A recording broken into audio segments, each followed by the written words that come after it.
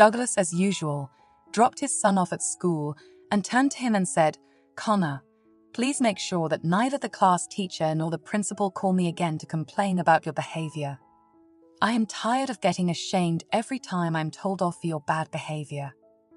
"Okay, Dad," the boy nodded obediently and, waving his father goodbye, ran off to school. Connor did well in almost all subjects, but he had difficulties with literature. However, the boy was not too worried about it. His father was the director of a large construction company, and he was the sponsor of the school as well. So, Connor was sure that if something would go wrong, his father would use his influence, and they wouldn't dare to give Connor a bad grade. And so it was, and up to a certain moment, the boy was forgiven for everything. But then one day the literature teacher had to go to the hospital for surgery. Of course, the children take the news of the teacher's illness with excitement, hoping that it would be easier for them to get good grades with a substitute teacher. "You rejoice too early," grinned the principal. "The substitute teacher is quite strict, and you won't be fooling around with her. She isn't Mrs. Martin, who pretended not to notice how you cheat on your tests and take your essays off the internet." The kids were alarmed, and the principal told them that the new teacher used to work in prison. "Has she been guarding in the tower with a gun?" asked Connor, and the class burst out laughing. "Well, of course not. But she taught literature in the colony for juvenile. So she is a very tough woman, and you will definitely behave," said the principal as seriously as possible. The children's imagination drew a horrible picture, and all the children froze in astonishment, and the principal, satisfied with the effect she had produced, went on about her business. When the next day Miss Bailey, the new literature teacher, entered, the 8th graders exhaled. A skinny, short, blue-eyed blonde with a soft smile did not produce the impression of oppressive supervisors, and children thought that the principal intentionally intimidating them. But they rejoiced too early. It turned out that Miss Bailey had a strong character and iron restraint. She immediately stopped all provocations, and even in the most difficult situations did not once raise her voice. Each misbehaving student was enough just a glance of her blue eyes, which immediately became cold and prickly, and a kind smile was not a trace. At the same time, she explained the material so well that even the slowest student in the class could understand her. As a result, no one ever managed to ruin the lesson, and over time Miss Bailey has become an absolute authority for all the pupils. But not for Connor. He disliked the new teacher from the beginning, and he stubbornly continued to do everything to make her mad and completely neglected his studies. Even his classmates could not understand why he was angry with the new teacher and repeatedly tried to talk some sense into him. "I don't like her, that's all."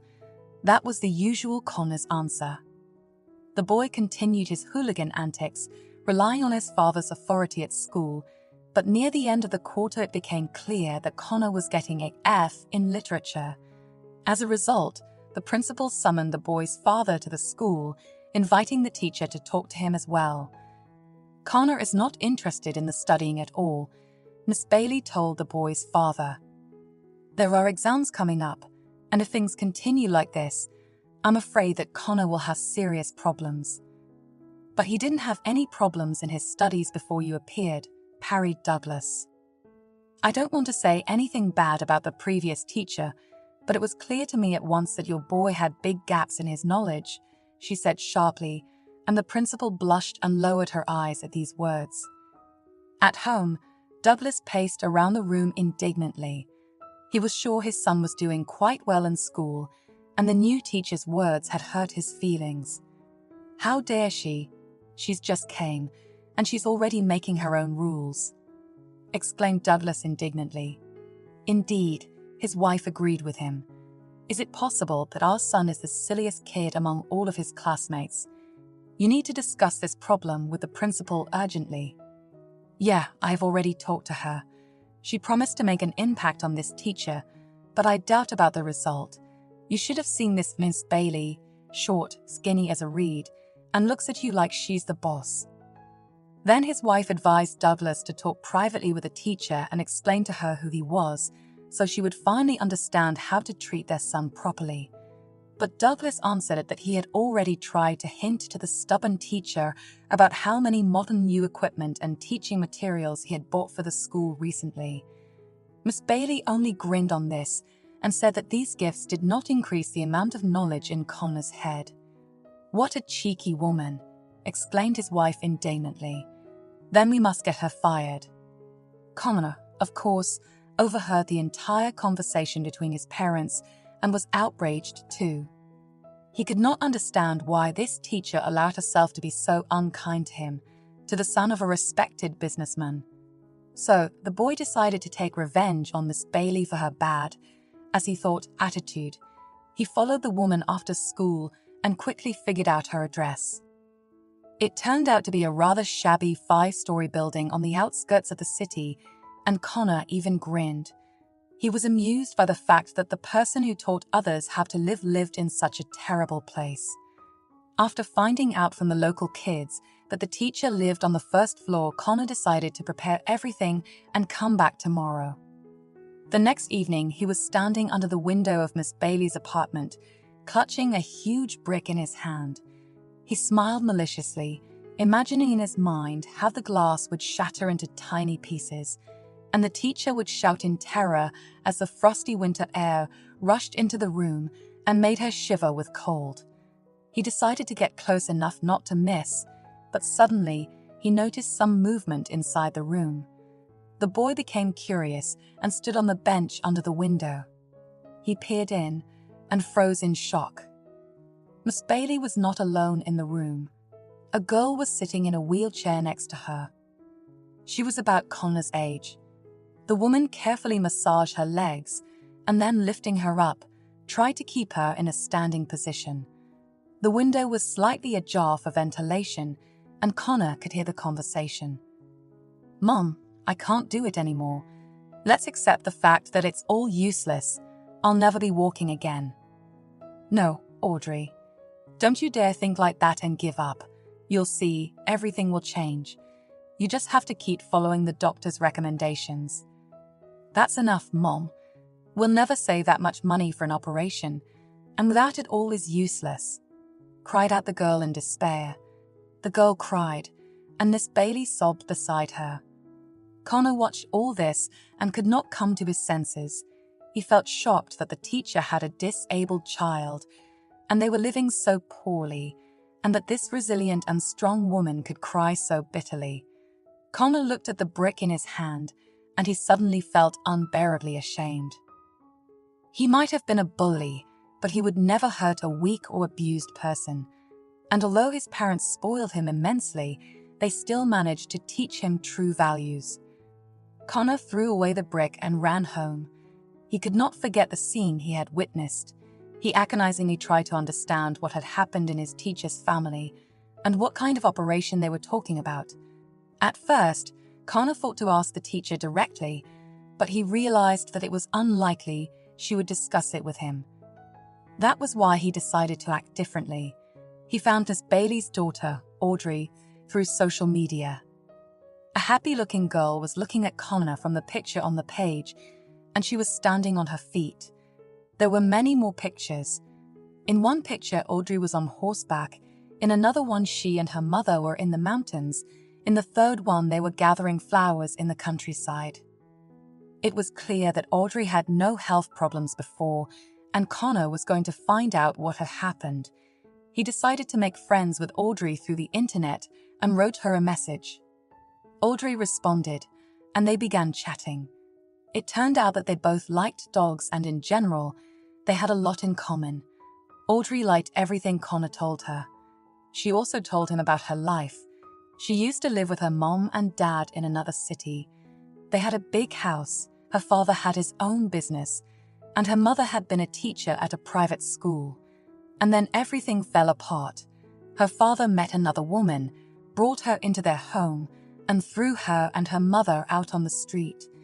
The girl recalled how she only had time to grab the bare necessities and her dog, and they went with one suitcase in a cab to her mother's friend's house. But on the way there was an accident. The pet was killed, and Audrey received a serious spinal injury. Doctors said that they needed an expensive operation abroad, and Mom immediately told her father. But he did not even come to visit Audrey. He said that he had another family now and all the money in the business. Connor was furious. He thought that his father would never do such a mean thing and would do even the impossible for him. "I had the operation," Audrey continued to tell him. "We moved into the apartment my grandmother left us. At first, my mother was teaching at a school in a juvenile colony, but it became psychologically difficult for her there. And then she found a good job in a private school, and she basically likes working there, only there are a few problems with some pupil. But my mom's strong, she could handle it." "What about your surgery? Can it help you?"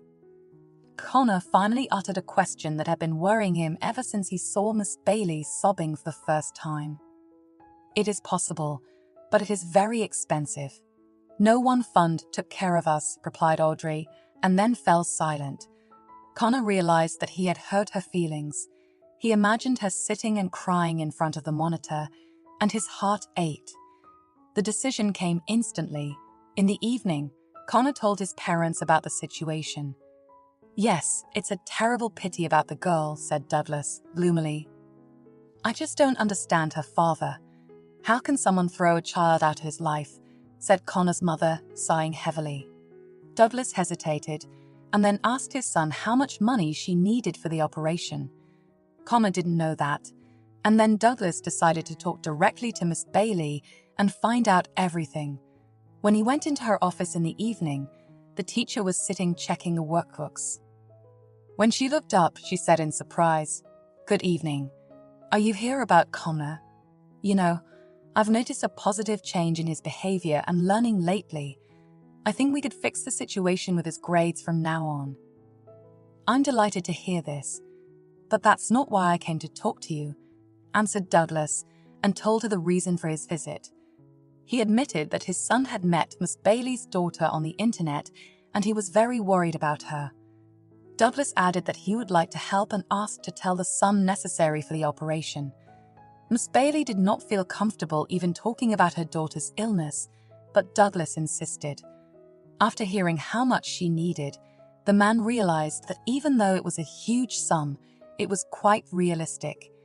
He immediately estimated how much he would be able to transfer himself, how much his partners would be able to give, and also he had a reserve option. He took the details of the account, said goodbye and left, while Miss Bailey was thinking about how she was misjudging this man.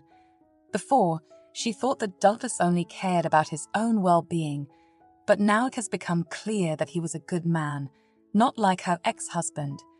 Thinking about her daughter's father, Miss Bailey sighed heavily. She remembered how she had kneeled before him and asked him to help their daughter because he had such an opportunity. But he was adamant, and in the end he also expressed doubts about his paternity. That was the final point. Miss Bailey had gone back to her native city and for a long time had been asking help in different funds, but to no avail. And then suddenly help came from somewhere she had not expected. The next day, Douglas called all his partners and asked them to join him in his charity work.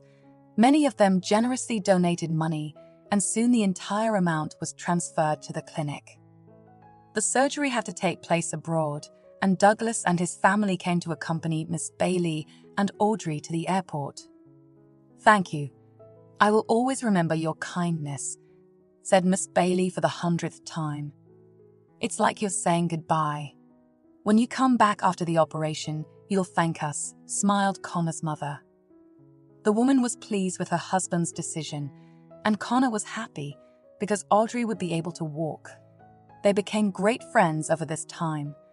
The boy often visited his teacher, got to know her better, and realized that she was a very nice woman. Miss Bailey gave the boy extra lessons, and now he was one of the strongest students in his class in literature. Also, he improved in other subjects and became more serious and mature. On one of his last visits to Audrey's home, Connor jokingly told the girl, "Well, I thought I would be just visiting a girl, and instead of this you've got me studying." "Oh, of course. As soon as you wrote me the first time, I realized you had a problem with grammar, laughed Audrey. Why did you keep communicating with me then? Because I liked you right away, admitted Audrey, blushing. Connor smiled contentedly hearing that.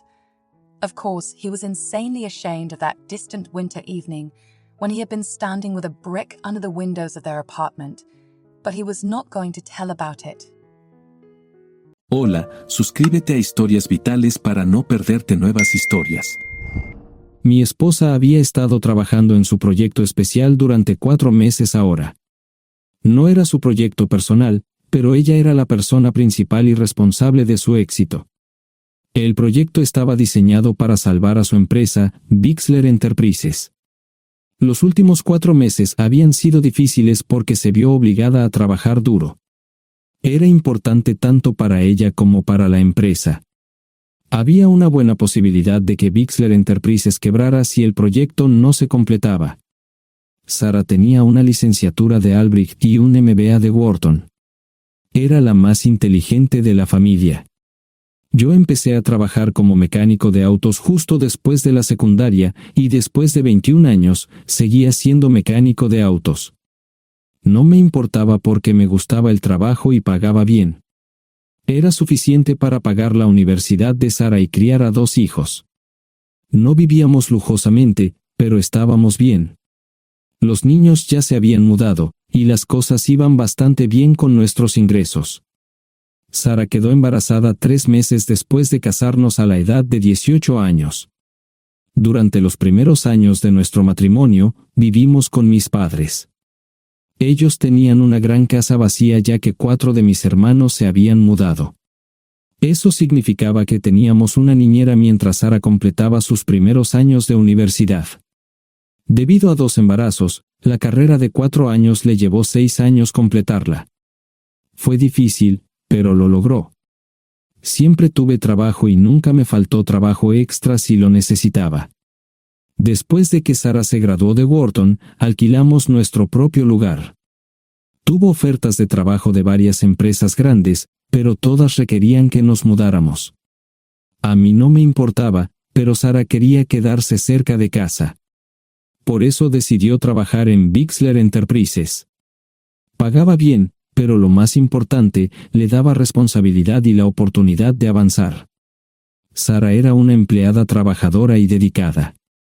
La presentación es el jueves en el Hotel Thyssen en Filadelfia. Tomé unos días libres en el trabajo para ayudarla según fuera necesario. Al final, todo lo que logré fue hacerle algo de comer cuando llegaba a casa.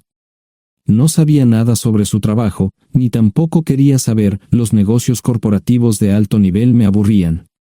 Empresarios de Europa, Asia y América del Sur venían aquí, la empresa pagaba sus boletos de avión y proporcionaba habitaciones en el Hotel Thyssen mientras estaban aquí. Era caro como el infierno, y por algunas cosas que Sarah había dicho, la empresa estaba sobreestimando sus finanzas. Su presentación era importante para ella, para la empresa y para más de 200 empleados. Hasta el martes por la noche, todo iba bien. Sarah llegó a casa con un traje nuevo, un traje gris con una blusa blanca. Desplegó todo lo que necesitaba en la cama de la habitación de invitados. Cuando se trataba de la limpieza de la casa, ella era normal, pero cuando se trataba del trabajo, era meticulosa. No entendía por qué necesitaba sacar su ropa interior de lujo, pero no dije nada. Además de su traje para la presentación, tenía varios vestidos de cóctel lindos para eventos sociales antes y después del evento. Siempre había evitado tales eventos, pero me sentía obligado a ir con ella si ella quería que lo hiciera. Me agradeció la oferta, pero dijo que no era necesario. Todos los materiales y equipos que necesitaba estaban guardados ordenadamente en el maletero de su Volvo. Antes de salir del trabajo, ella misma conducía el coche para asegurarse de que todo estuviera en perfectas condiciones. Tenía todo el día miércoles para prepararse y toda la noche del miércoles para socializar con sus invitados. Sarah era tan buena en lo que hacía que sentía que habría sido mejor si simplemente me hubiera mantenido alejado de ella. Finalmente, había terminado. Lo había revisado y vuelto a revisar todo. Todo lo que necesitaba ahora era una ducha caliente y una buena noche de sueño. Supongo que mi error fue que empecé a revisar sus cosas después de que Sara comenzara a ducharse. Pensé que estaba ayudando, pero resultó ser lo contrario. Estaba moviendo cosas en la cama cuando un pequeño sobre blanco cayó del bolsillo lateral de su bolso de maquillaje. Una carta de una farmacia, pero no del tipo que solemos usar. Dentro había 10 pastillas. No tenía idea de qué era, Pren, y las instrucciones eran confusas. Si es necesario, tomar una pastilla y luego una segunda pastilla 12 horas después. Pensé que podría ser algo que ella había conseguido para la ansiedad o los nervios, pero las instrucciones no tenían sentido. La receta estaba escrita a su nombre el lunes. Volví a poner el sobre en su lugar mientras ella terminaba de ducharse. Decidí que quería saber más sobre Pren antes de contarle sobre ello. Por supuesto, si lo mencionaba, significaría que estaba revisando sus cosas. Odio los dilemas. Mientras Sara se preparaba para dormir, fui a nuestro ordenador doméstico y busqué. 10 minutos después, me uní a mi esposa bajo las sábanas. Pasé toda la noche despierto, preguntándome por qué mi esposa había recogido una receta para la píldora del día después, especialmente después de que me hicieran una vasectomía hace 10 años. A la mañana siguiente, me levanté temprano, pero no estaba descansado. Di un largo paseo, esperando que despejara mi mente. Me dirigí hacia casa con reticencia, temiendo lo que podría hacer o decir cuando llegara allí. Mi hijo Joe se unió a la Marina después de la escuela secundaria y estaba en su primer año en San Diego. Nuestra hija Gloria se casó con su amor de la infancia el año pasado y acababa de mudarse a Dallas. Eso dejaba solo a Sara y a mí. Echaba de menos a los niños, pero esperaba envejecer con mi esposa. Ella era la única mujer que me había interesado, y ahora todo estaba.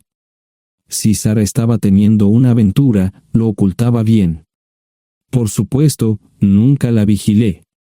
Nunca miré sus correos electrónicos o llamadas telefónicas. No tenía razones para hacerlo. No tenía forma de saber qué estaba haciendo en el trabajo o después del trabajo.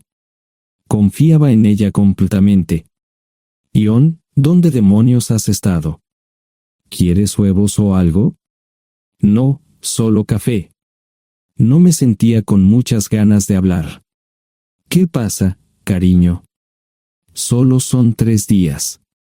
Puedes venir si quieres, pero te aburrirás como una ostra. No, realmente no quiero ir, pero odio dejarte sola. Me preocupo cuando no estás aquí. Es muy dulce, querido, pero estará bien. No voy a salir del hotel en todo este tiempo.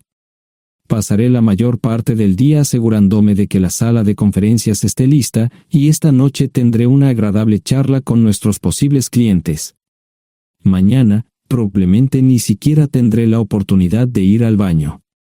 Llegaré a casa lo más temprano posible el viernes, te prometo un gran fin de semana si sabes a lo que me refiero. Todo eso suena bien, pero no puedes culparme por preocuparme. Soy un mecánico de autos, y tengo una esposa hermosa y exitosa. A veces tengo la sensación de que estás menos interesada en mejorar nuestra situación familiar que en avanzar en tu carrera. Detente, maldita sea, Ion. Siempre he respetado lo que haces para ganarte la vida y nunca he insinuado lo contrario. Criaste a 2 grandes niños y me pusiste a través de la universidad. Eres un gran esposo, un gran padre y un buen proveedor, y nunca olvides eso. Terminé mi café mientras ella recogía la mesa. ¿Quieres que te llame? No, no es una buena idea. Tendré el móvil apagado, y voy a apagar el teléfono de la habitación por la noche para poder dormir. Te llamaré siempre que pueda. La ayudé a cargar el coche, era tan meticulosa con eso como con todo lo demás. Trabajando, le llevaría 3 horas llegar al Hotel Dicen. Me quedé en el porche y la vi marcharse. No me molesté en preguntarle por las pastillas. Pasé el resto de la mañana en el porche. No recuerdo haberme preocupado tanto como ahora. Me sentía pequeño e insignificante. Me sentía fuera de mi liga. Era un tipo de pueblo con un trabajo mediocre y una esposa exitosa. Era una combinación equivocada. Debería haberlo notado antes. Me sentía estúpido. El mejor traje que tenía era una chaqueta azul y un par de pantalones. Al menos tenía algunas corbatas, aunque tenían 10 años de antigüedad. Acababa de terminar de vestirme cuando sonó el teléfono fijo. Oye, cariño, solo quería avisarte de que llegué bien. ¿Tuviste un buen viaje? Supongo que el tráfico no estaba demasiado denso. Estuvo bien. Te llamaré esta noche. Ahora tengo que irme. Estoy en la habitación 714, Sara. Puedo estar en casa de mis padres o en la de mis hermanos esta noche si quieres llamarme a mi móvil. De acuerdo. Suena el teléfono móvil. Te quiero, tengo que irme. Me tomé mi tiempo para llegar a Filadelfia. No fui directo al Lisen, primero me detuve y compré un filete con queso. Prometí hacer una larga noche. No estaba seguro de qué iba a hacer. Estacioné en el garaje del hotel y simplemente esperé. Tarde o temprano, tenía que entrar en el hotel. Simplemente no podía decidir cuándo hacerlo. El sonido de mi teléfono celular me ayudó a tomar mi decisión.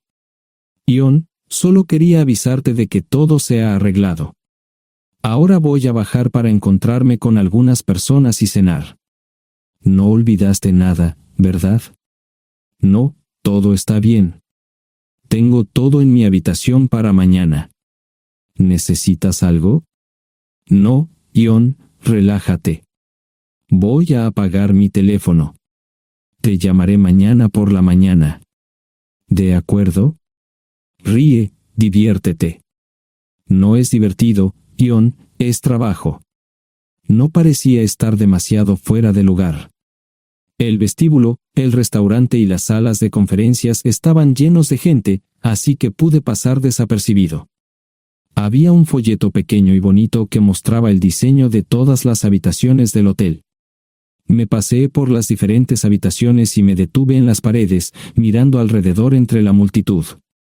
No tenía ni idea de qué haría si Sara me veía. Lo averiguaría si y cuando eso sucediera. Encontré un tablero de eventos que enumeraba todas las habitaciones que estaban siendo utilizadas por los diversos grupos. Bixler Enterprises no tenía habitaciones disponibles para el miércoles por la noche. Esto me pareció interesante. Sara había dicho que no iba a salir del hotel, pero ahora no estaba tan seguro de eso. Había 3 comedores, familiar, informal y de alta cocina. A Sara no le gustaba mucho cenar con niños, así que fui primero al comedor informal. Solo me llevó 5 minutos asegurarme de que no estaba allí. Tuve mejor suerte en el salón gourmet, era una acogedora mesita encajada en la esquina, el tipo de mesa que la gente reserva para tener un encuentro privado. Sara llevaba un vestido de cóctel negro con un escote pronunciado y perlas, se veía elegante y su acompañante parecía apreciarlo. Conocía a algunas personas con las que trabajaba Sara, y él no era una de ellas. Me resultaba familiar, pero no había forma de que pudiera recordarlo. Había muchas sillas libres, así que no tuve problemas para cruzar la sala. Había velas y pequeños candelabros de cristal en las mesas. Apagué la mía y le dije al camarero que me molestaba por el glaucoma. Pedí el plato de pollo de siempre y me acomodé. El camarero me sirvió el café por tercera vez. Disculpe, el tipo en la mesa de enfrente me parece muy familiar. ¿Sabes quién es? Sí, ese es Malcolm Eugene Foote. Es miembro del Consejo Municipal, se espera que se postule para el Congreso en los próximos años. ¿Es esa su esposa con él? Es muy bonita. No, esta es la primera vez que la veo. Siempre usa esa mesa para señoras especiales, si me entiende. Simplemente le sonreí y pedí la cuenta. Nunca había visto a Sara tan sensual con un hombre antes. Parecía captar cada palabra que decía, como si fuera Dios o algo así. No estaban haciendo nada inapropiado, pero tampoco era platónico ni profesional. Cuando me fui, estaban terminando su segunda botella de vino. Ahora entendía por qué se había llevado su lencería elegante. Me acomodé en una esquina del vestíbulo para que no me vieran. 10 minutos después, salieron del restaurante. Ella le tomaba la mano mientras caminaban por el vestíbulo hacia el ascensor. Observé cuidadosamente los indicadores de piso. Que el ascensor se detuviera en el tercer piso era una buena señal, significaba que no lo había llevado a su habitación. Era una mala señal cuando el ascensor no llegaba al séptimo piso, significaba que ella fue a su habitación. Por si acaso me equivocaba en algo, me senté en el vestíbulo y observé el ascensor durante 1 hora. La gente entraba y salía, pero Sara no estaba entre ellos. Saqué mi maleta vacía del coche y me dirigí al mostrador de recepción. Aunque podía demostrar que era su esposo, me costó trabajo conseguir una tarjeta llave. Se dieron después de llamar a la habitación, pero nadie respondió. Finalmente, estaba en camino a la habitación 714 con la tarjeta llave. Ni siquiera encendí las luces al principio, simplemente me senté en la oscuridad de la habitación durante más de 1 hora. No fue difícil asegurarme de que no regresara a la habitación. Primero, empacé todas sus ropas y pertenencias personales. No dejé nada atrás. Revisé el paquete de Preven, todavía quedaban 10 pastillas en el tocador. De manera muy ordenada, estaban todos los artículos que necesitaría para su presentación al día siguiente. Comencé a llenar la maleta. Había 24 carpetas promocionales especialmente encuadernadas y otras 20 carpetas regulares, todas ellas fueron a la maleta. Un proyector digital fue lo siguiente, seguido de una computadora portátil. Tomé su bolso y su celular, que había dejado en la habitación. Todo lo que tenía consigo era un bolso de mano y probablemente un tubo de lápiz labial. Di una vuelta por la habitación tan cuidadosamente como lo hizo ella para asegurarme de no perder nada. Una vez satisfecho, dejé las llaves del coche y mi anillo de bodas en el tocador. Aparte de esos 2 objetos, la habitación estaba completamente vacía. El ascensor se dirigió directamente al estacionamiento, no tuve problemas para llevar 2 maletas, y 20 minutos después, estaba en la autopista rumbo al norte. Pasaban las 3 de la madrugada, no tenía idea de que había pasado tanto tiempo. 1 hora o 2 después, sonó mi teléfono celular, la identificación de llamadas mostraba el número del Listen. ¿Ion? Sí, ¿dónde estás? Estaré en casa pronto. Eso fue todo lo que dije. Hubo silencio en el otro extremo de la línea. Los vendedores tienen un viejo dicho, el primero que habla pierde. Pareció una eternidad antes de que ella hablara. Ion, lo siento. No preguntó nada y simplemente colgó. Apagué mi teléfono, era obvio que había regresado a su habitación. Más tarde ese día, tenía que dar una presentación que salvaría a su empresa y le daría un ascenso. Metí las maletas en el desván del garaje. Sara nunca iba allí y nunca pensó en buscar algo allí. Por supuesto, en este punto, estoy bastante seguro de que no importaba. Primero, recogí todas mis ropas y pertenencias personales. La mayoría de los hombres tienen sus propias herramientas, generalmente es un requisito para el trabajo. Pasé por la tienda, cargué las mías en el Subaru y recogí mi último cheque de pago. Para entonces, los bancos ya estaban abiertos, no tuve que hacer ninguna manipulación financiera complicada. Simplemente retiré todo el dinero de mis cuentas. Almorcé en Hagerstown, Maryland. Tenía suficiente dinero para vivir durante unos años, pero sabía que estaría buscando trabajo muy pronto.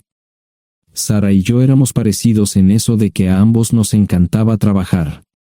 La voy a extrañar. Pasé un par de horas en las cuevas del Uray y alquilé una habitación cerca de Whitewell.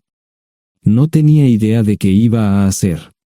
Era sábado, y me encontré sentado en el acuario de Chattanooga, observando la naturaleza que nunca había visto antes. Pasé unas horas simplemente relajándome y decidí que era un buen lugar para estar. Compré un pase anual para el acuario y, para la hora de la cena, tenía un lugar donde quedarme. Era un remolque móvil en el parque, pero estaba amueblado y era económico. No necesitaba mucho. La primera cosa que haría el lunes por la mañana sería conseguir un trabajo. Un buen hombre de mantenimiento siempre puede conseguir un trabajo, especialmente si está dispuesto a trabajar duro. Podría permanecer discreto hasta que fuera el momento de renovar mi licencia de conducir o las etiquetas del coche, me preocuparé por eso cuando llegue el momento. El domingo por la tarde, llamé a Gloria. Me sentí obligado a informarle sobre lo que estaba sucediendo, pero Sara ya se lo había contado. Fue bastante franca con Gloria sobre lo que había pasado, dijo que había engañado, que la sorprendí, que me fui y que ella perdió su trabajo. Me sentí mal porque ella perdió su trabajo, pero ese era el precio que tenía que pagar. Le pedí a Gloria que le dijera a Josh lo que estaba sucediendo la próxima vez que hablara con él. También le dije que la llamaría aproximadamente una vez al mes para verificar cómo iban las cosas. No le dije dónde estaba. Para el mediodía del día siguiente, tenía un trabajo. En realidad, estaba a poca distancia del parque de remolques, con el Waffle House a mitad de camino. ¿Qué más podría querer un hombre? No sé cómo manejaron el papeleo, pero me estaban pagando $20 por hora sin hacer preguntas. Estaba feliz, y ellos también. Ni siquiera tendría que tocar el dinero que traje conmigo. Unos 2 meses después, Gloria me informó que Sara se había mudado de la casa y estaba viviendo con sus padres.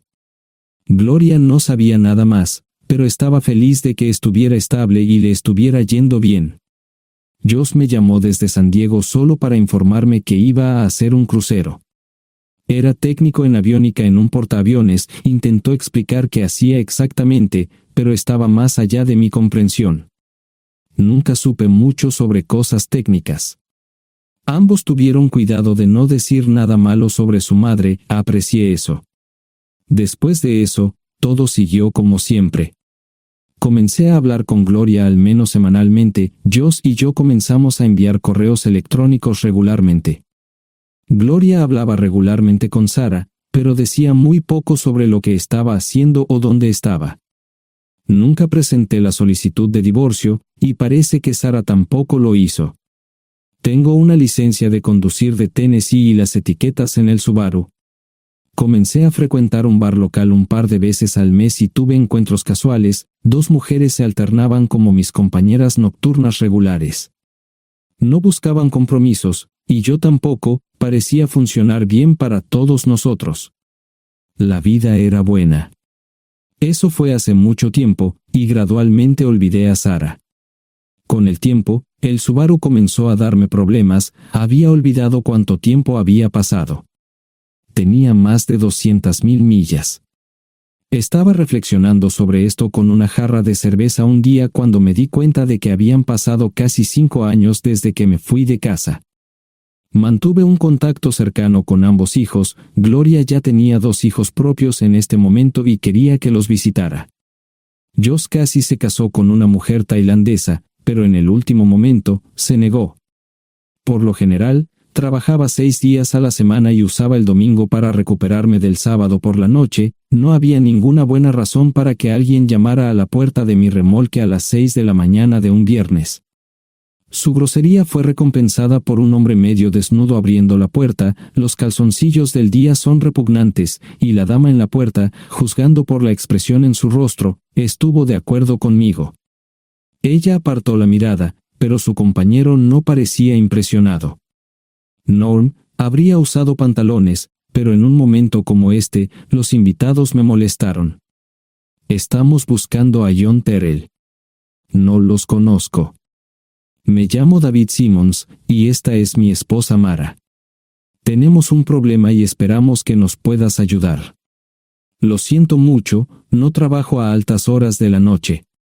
Si necesitan algo relacionado con su auto, tendrán que ir a la tienda. Esto provocó varias miradas en blanco y finalmente una respuesta. No tiene nada que ver con tu trabajo, es más un problema personal. ¿Podemos entrar? El interior del remolque lucía desordenado, rara vez tenía invitados, así que rara vez lo limpiaba. Incluso mis novias insistían en que fuéramos a su lugar. Hagan como en su casa, déjenme ponerme los pantalones enseguida. Al entrar en el dormitorio, dejé la puerta abierta solo para mostrarles lo hospitalario que soy. También me puse una camisa. ¿Les gustaría tomar café? Solo tomará unos 10 minutos. Aparté algunas cosas del sofá para que pudieran sentarse. No hubo respuesta a la pregunta del café. Tenemos una hija adoptiva de 4 años y otra de 2 que necesita un trasplante de médula ósea, y esperamos que nos puedas ayudar. Estamos dispuestos a pagarte si es necesario. ¿Con mi médula ósea? No, queremos usarla y estamos dispuestos a compensarte por cualquier inconveniente. Creo que quieren comprarla. Estaba actuando como un listillo, y de repente me di cuenta de ello. Estas personas eran serias, tenían un problema real y estaban buscando ayuda. Lo siento mucho, no quise interrumpir. Por favor, continúen. Nuestra mejor oportunidad de encontrar un donante es un familiar cercano. Eres nuestra mejor esperanza. Mira esto. No quiero ser un grosero, pero creo que se equivocaron de persona. ¿Cuándo nació su hija? Cumplirá 5 años en julio. Marche Simons habló por primera vez, y sonó sincera. Odio ser el portador de malas noticias, pero me hice una vasectomía hace 15 años. No hay forma de que pueda ser su padre. ¿Por qué tu nombre estaba en el certificado de nacimiento? No puedo responder eso, tal vez deberían preguntarle a su madre. Esa afirmación fue recibida con silencio. Sentí pena por estas personas, pero no sabía cómo ayudarles. ¿Cuál es el nombre de la madre? Sarah Lise Terrell. No encontraba las palabras. Tal vez no debería haber tomado esas malditas pastillas de ella, por supuesto, entonces esas personas no tendrían una hija en absoluto. Todo lo que pensaba que había superado el dolor, y aquí está de nuevo, viejos recuerdos de mi esposa teniendo relaciones sexuales con ese maldito político de Filadelfia. Estaba empezando a olvidarlo todo, y ahora estaba de vuelta. Maldita sea. Ahora entiendo y pido disculpas por mi grosería e insensibilidad. Haré todo lo que esté en mi poder para ayudarles. En primer lugar, porque no puede Sara hacerse un trasplante de médula ósea. Médicamente, no puede. ¿Por qué no? Es madre, tiene que ser una donante adecuada. Ella es una donante adecuada, pero está demasiado enferma. Los médicos se negaron siquiera a considerar utilizarla. ¿Enferma de qué? Está muriendo de insuficiencia hepática. Le quedan menos de 6 meses de vida. Esto no tiene sentido. Siempre ha estado perfectamente sana. Además, no creo que un hígado enfermo le impida donar médula ósea. El hospital no aceptará su firma en el formulario de consentimiento. ¿Estás diciendo que hay algo mal en su cabeza? Ambos me miraron en silencio, sabían la respuesta, pero no querían decirlo. En ese momento, no quería que se sintieran aún más incómodos. Hace 10 minutos, no me importaban, pero ahora sentía que tenía que protegerlos y ayudarlos. ¿Cómo sucedió esto? ¿Podría alguno de mis hijos ayudar? Quizás, pero pensamos que eras nuestra mejor esperanza. ¿Por qué no van tras su padre, su verdadero padre? Pensamos que eras tú. No tenemos ni idea de quién más podría ser. Sara no nos dijo nada sobre otro posible padre. De hecho, ella no estaba en condiciones de explicar nada, agregó Mara. Obtuvimos la mayoría de nuestra información de la agencia de adopción. Tuve que preparar café y hacer pis, permítanme un momento. Dejé a mis invitados sentados mientras preparaba el café. Solo tomó unos minutos. Mientras se preparaba, fui al baño, algo que necesitaba hacer urgentemente. Traté de ser discreto, ya había avergonzado lo suficiente a Mara. ¿Dónde viven? En Westchester, Pensilvania. Les haré una oferta. Si les digo quién es el verdadero padre de su hija, deben prometerme que lo perseguirán sin descanso hasta obtener lo que desean. ¿De qué estás hablando? El padre de su hija es un político prominente en Pensilvania. Por supuesto, negará todo y probablemente les proporcionará documentos legales para detener sus esfuerzos. Si acuerdan presionar lo suficiente para que él admita que la niña es suya, podrán avergonzarlo y obligarlo a hacerse un trasplante de médula ósea. Eso es lo que quieren, ¿verdad? Sí, claro, pero ¿cómo hacemos eso? No lo sé. Soy mecánico. Trabajo con metal para ganarme la vida. Creo que la mejor manera sería utilizar la televisión, la radio y los periódicos. Los políticos harán cualquier cosa para evitar una mala publicidad. ¿Tienen amigos que puedan ayudar? Bueno, ahora ambos estaban sonriendo. Debo haber dicho algo que les dio esperanza. Creo que podemos hacer esto. ¿Quién demonios es él? Malcolm Eugene Foote. Se postula para el Senado de los Estados Unidos. Apuesto a que hará cualquier cosa para evitar una mala publicidad. El café estaba listo, pero David y Marshen no podían esperar para llegar a casa. Antes de irse, les dije cómo ponerse en contacto con Gloria y Josh en caso de que los necesitaran. Estaba seguro de que ayudarían. También les pedí que me dijeran dónde estaba Sarah. Probablemente estaría en Pensacola antes de que ellos regresaran a Westchester. Me corté el pelo y compré una camisa nueva. Sarah era una tramposa que arruinó mi vida, pero aún así quería lucir bien cuando la viera. Era otro remolque, pero esta vez era un bonito doble nuevo. Allí estaba su Volvo con una llanta desinflada y un parabrisas roto. La mujer que abrió la puerta no era Sarah, parecía que la habían empapado fuerte y la habían dejado empapada. Tenía al menos 45, tal vez 50, y debió haber tenido una vida difícil. La falta de maquillaje no ayudaba, y simplemente se veía horrible. No tuve la oportunidad de abrir la boca. Caray, si no es John Terrell. Nunca esperé verte aquí. Tuve que usar la vieja línea, me estás poniendo en desventaja. Sherry Hart. Pasa, entra. ¿Quieres una cerveza? No, pero gracias. Estoy aquí para ver a Sarah. Sherry cruzó la habitación y se detuvo en el buffet del comedor. Aquí está, John. Mírala todo lo que quieras.